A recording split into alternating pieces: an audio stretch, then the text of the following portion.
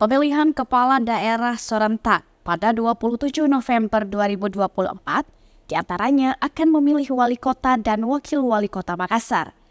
Terdapat 4 pasangan calon atau paslon yang bertarung di Pilwali Makassar ini. Mereka adalah pasangan Munafri Arifudin dengan Aliyah Mustika Ilham, pasangan Andi Seto Asapa dengan Rizky Mulfiati Lutfi, pasangan Indira Yusuf Ismail dengan Ilham Arif Fauzi, serta pasangan Amri Arsyid bersama Abdul Rahman Pando. Di kalangan mahasiswa Universitas Hasanuddin, preferensi politik dalam Pilwali Makassar 2024 ini beragam. Ada mahasiswa yang sudah mantap dengan pilihan pasangan calon yang mereka anggap mampu membawa perubahan. Mereka melihat pentingnya peran generasi muda dalam memimpin dan menciptakan inovasi baru.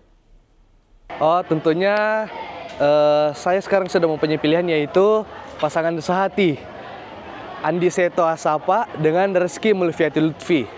Alasan saya memilih beliau dikarenakan program-program yang mereka jalankan untuk kedepannya itu cukup bagus menurut saya. Yang pertama ada kesehatan gratis di puskesmas dengan menggunakan KTP, dan pemberantasan juru parkir liar, dan pelayanan pendidikan yang gratis. Pribadi sih Kak, aku bakal pilih Andi Seto.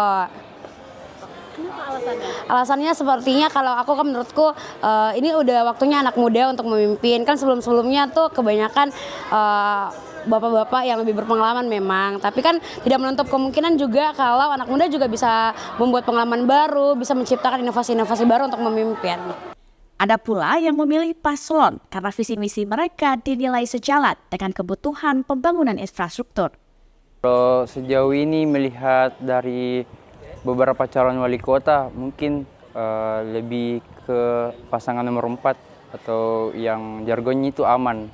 Misalnya karena dari setiap calon kepala daerah, mungkin Amri Arsyid lah dengan visi misinya demi membangun infrastruktur di Makassar. Selain itu, pasangan Munafri Arifudin dan Aliyah Mustika Ilham mendapatkan dukungan mahasiswa lantaran ketemuan mereka dalam bertarung di kontestasi politik. Kalau saya pilih yang nomor 1. Apa itu? Munafri Aliyah.